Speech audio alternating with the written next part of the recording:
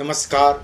One day मैट्रम्स channel पर एक बार फिर आपका स्वागत है। मैं आपके समक्ष कोरोना जैसे ज्वलंत मुद्दे पर चर्चा करने जा रहा हूं, जिससे हम सब लगभग एक साल से ज्यादा समय से जूझ रहे हैं।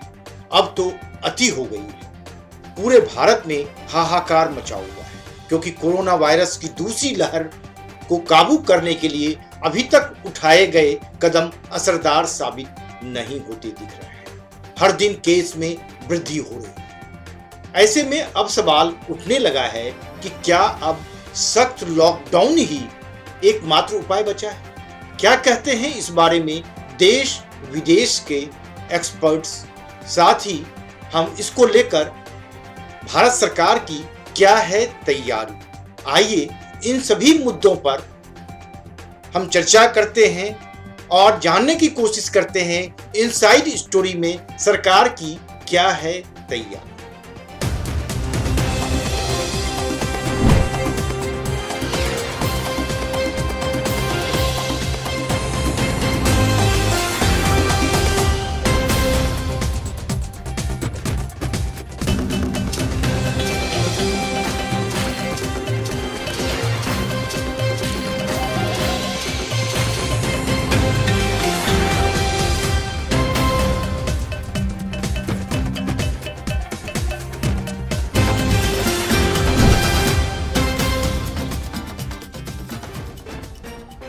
भारत में 2 हफ्ते का पूर्ण सख्त लॉकडाउन, कंप्लीट लॉकडाउन को लेकर सरकार ने तैयार किया खाका।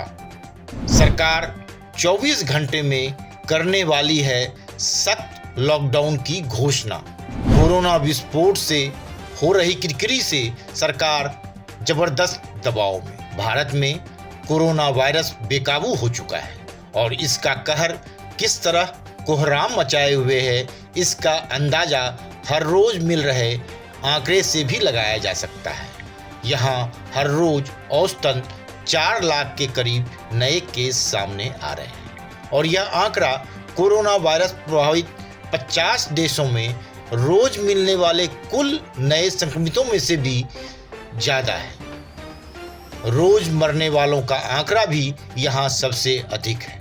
यहाँ कोरोना के केस 2 करोड़ के करीब पहुंच गए हैं और मौत का आंकड़ा भी 2 लाख के पार चला गया है। कोरोना प्रभावित 220 देशों की सूची में अमेरिका के बाद भारत दूसरे नंबर पर है, जबकि ब्राजील तीसरे नंबर पर है। ये 3 देश कोरोना से सबसे ज्यादा प्रभावित हैं और दुनिया के आधे से ज्यादा मरीज यही हैं।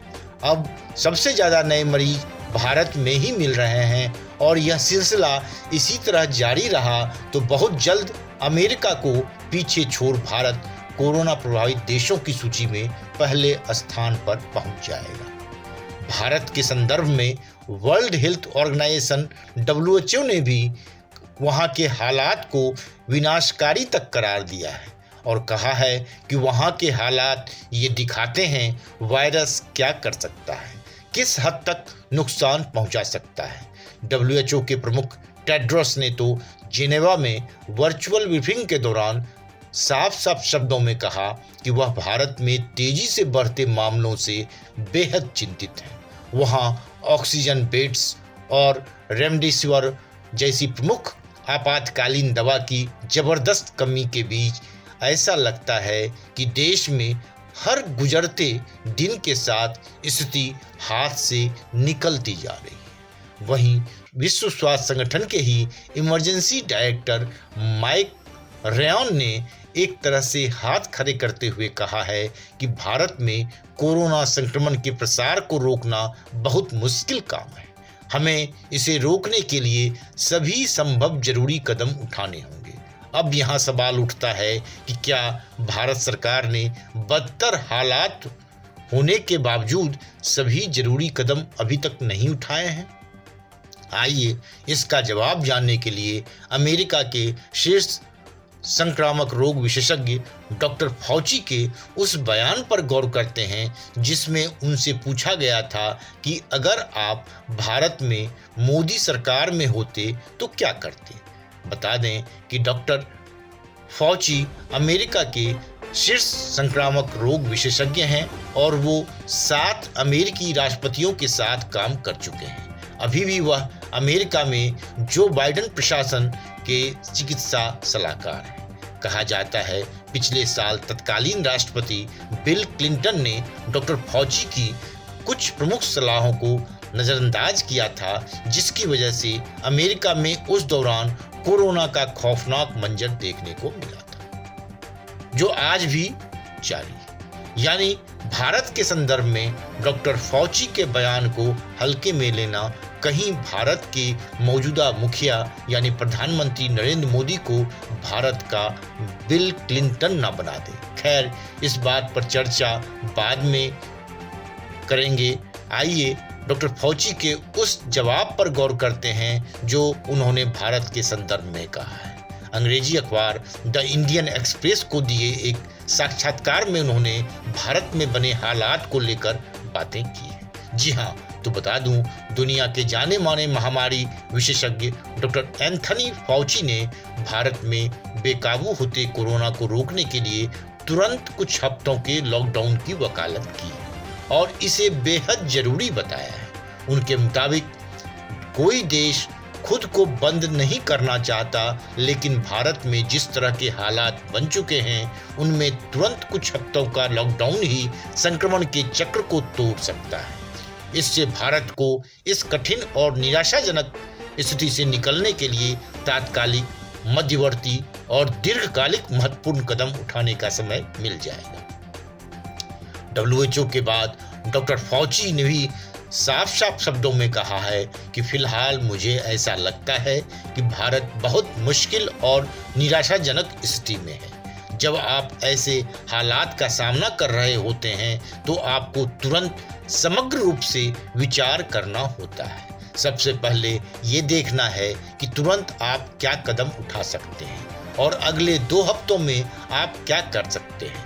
वैक्सीन लगाना एक उपाय हो सकता है, ये अत्यंत जरूरी भी है, लेकिन ये फिलहाल लोगों की ऑक्सीजन, अस्पताल में भर्ती होने और इलाज की जरूरत की मौजूदा समस्या को कम नहीं करेगा, क्योंकि वैक्सीन का असर होने में समय लगता है।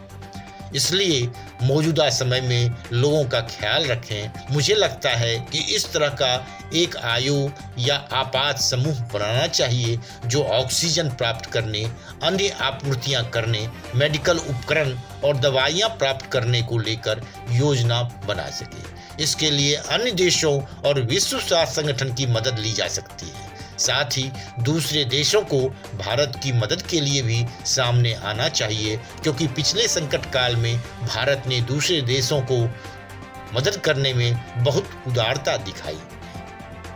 इसके बाद मध्यवर्ती उपाय ये होना चाहिए जो चीन ने किया था। जैसा कि आपको याद होगा कि चीन ने कुछ दिनों से लेकर हफ्तों के अंदर अस्थायी अस्पताल तैयार कर लिए थे, जिन्हें देखकर पूरी दुनिया हैरान थी। भारत में भी लोग अस्पताल और इलाज ही ढूंढ रहे हैं। दूसरा काम आप ये कर सकते हैं, सरकार के विभिन्न समूहों को संचालित करें। जैसे क्या सेना इसमें मदद कर सकती है? आप अमेरिका की तरह इसमें तुरंत सेना की मदद ले सकते हैं। अमेरिका ने वैक्सीन के वितरण में नेशनल गार्ड की मदद ली थी। मुझे लगता है कि इस पर गंभीरता से विचार होना चाहिए। आप अस्पताल बुलाने में उनकी मदद ले सकते हैं, जैसे वो युद्ध के दौरान फील्ड हॉस्पिटल बनाते हैं। ये युद्ध जैसी ही स्थिति है जिसमें वायरस उसका दुश्मन है। अंत में दीर्घकालिक उपाय के तौर पर मैं लोगों को वैक्सीन लगवाने के लिए जो संभव हो वो उपाय करता। भारत जैसे देश में अभी तक 2% लोगों को ही पूरी तरह वैक्सीन लग पाई है। ये बहुत गंभीर स्थिति है।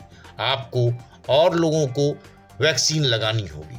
तात्कालिक समस्या के समाधान के लिए तत्काल लागू होने वाले कदम उठाएं और उसके बाद लंबे समय में आने वाले उपायों को अपनाएं। ये वायरस क्या करने की क्षमता रखता है यह अब किसी से छिपा नहीं है। इस वायरस ने दिखाया है कि अगर इसे इसके हाल पर छोड़ दिया तो समाज में विस्फोटक स्थिति ला सकता है। ये हमारे साथ अमेरिका में हो चुका है। मैं एक अमेरिकन के तौर पर ये बोल रहा हूँ। अमेरिका कुछ समय के लिए कोरोना से दुनिया का सबसे प्रभावित देश रहा था और अमेरिका दुनिया का सबसे अमीर देश भी है। हमारी इसके लिए सबसे बेहतर तैयारी होनी चाहिए थी, लेकिन हम सबसे बुरी तरह प्रभावित हुए। इसका मतलब ये है कि वायरस ये नहीं देखता कि आप कितने अमीर, विकसित और उन्नत हैं। अगर आप इसकी नुकसान पहुंचाने की क्षमता को नहीं पहचानेंगे तो ये आपको बड़ी मुसीबत में डाल सकता है। जैसा कि मैंने सुना है, भारत में अभी सिर्फ 2% लोगों को ही पूरी तरह वैक्सीन दी गई है। आपके लिए भी लंबा रास्ता तय करना बाकी है। भारत दुनिया का सबसे बड़ा वैक्सीन उत्पादक है। ऐसे में उसे अपनी क्षमताओं पर भी काम करना चाहिए। साथ ही छोटी अवधि के कंप्लीट लॉकडाउन तत्काल लगाने चाहिए। इस समय ऑक्सीजन, मेडिकल उपकरण, पीपीई किट और इलाज की उपलब्धता सबसे अहम है, लेकिन लॉकडाउन इस समय तुरंत किया जाने वाला सबसे जरूरी उपाय है। 1 साल पहले जब चीन में ऐसी विस्फोटक स्थिति आई थी तो उसने देश में पूरी तरह लॉकडाउन कर दिया था। अगर आप तुरंत ऐसा करते हैं तो आपको 6 महीने के लिए लॉकडाउन नहीं करना पड़ेगा। इससे आप संक्रमण की चेन को तोड़ सकेंगे। कोई भी देश अपने देश को बंद नहीं करना चाहता। अगर आप 6 महीनों के लिए ऐसा करते हैं तो ये समस्या बन सकती है, लेकिन कुछ हफ्तों के लिए ऐसा होता है तो आप महामारी की फैलने की क्षमता पर महत्वपूर्ण प्रभाव डाल सकते हैं। ऐसा ही कुछ दिल्ली एम्स के डायरेक्टर रणदीप गुलेरिया का भी मानना है। डॉक्टर रणदीप गुलेरिया के मुताबिक कोरोना वायरस की दूसरी लहर को काबू करने के लिए पिछले साल की तरह सख्त लॉकडाउन लगाना होगा। एनडीटीवी से बात करते हुए रणदीप गुलेरिया ने कहा था कि भारत का हेल्थ स्ट्रक्चर सीमा तक फैल चुका है और सख्त लॉकडाउन की जरूरत है, जैसा पिछले साल मार्च में लगाया गया था, खासकर उन इलाकों में जहां पर पॉजिटिविटी रेट 10% से ज्यादा है। इसके साथ साथ गुलेरिया ने कहा कि यूपी, महाराष्ट्र, हरियाणा समेत कई राज्यों में लगाए गए नाइट कर्फ्यू और वीकेंड लॉकडाउन ज्यादा असरदायक साबित नहीं हुए। इसके अलावा उन्होंने दिल्ली में एक डॉक्टर की मौत को व्यक्तिगत क्षति बताया। बता दें कि शनिवार को दिल्ली के बत्रा अस्पताल में ऑक्सीजन की कमी होने के बाद कुल 12 लोगों ने दम तोड़ दिया, जिसमें एक डॉक्टर भी शामिल थे। ऐसी घटनाओं पर गुलेरिया ने कहा कि यह सब लगातार बढ़ रहे मामलों की वजह से है। हमें इस संख्या को कम करने के लिए आक्रामक तरीके से काम करना होगा। दुनिया में कोई भी स्वास्थ्य स्ट्रक्चर इस तरह के भार को मैनेज नहीं कर सकती है। उन्होंने कहा कि इसके लिए हमें सख्त कंटेनमेंट या फिर लॉकडाउन या जो भी संभव हो तत्काल करना चाहिए। वहीं भारत के कोविड टास्क फोर्स ने भी कम से कम 15 दिन के लॉकडाउन तत्काल लगाने की मांग की है। विश्व सूत्र की माने तो WHO सहित इन एक्सपर्ट्स की चेतावनी व देश की मौजूदा हालात को देखते हुए प्रधानमंत्री नरेंद्र मोदी मैराथन बैठकें लगातार कर रहे हैं और उसमें कई कड़े फैसले भी लिए गए हैं। इन फैसलों में से एक कम से कम 2 से 3 हफ्ते के लिए कंप्लीट लॉकडाउन की बात है। सोमवार या मंगलवार तक आधिकारिक रूप से कंप्लीट लॉकडाउन की घोषणा की जा सकती है। तो इंतजार कीजिए और साथ ही कड़ाई से पालन करने का संकल्प भी लीजिए, क्योंकि ऐसा करने से आप केवल अपना ही नहीं पूरे समाज का भला कर देंगे। धन्यवाद।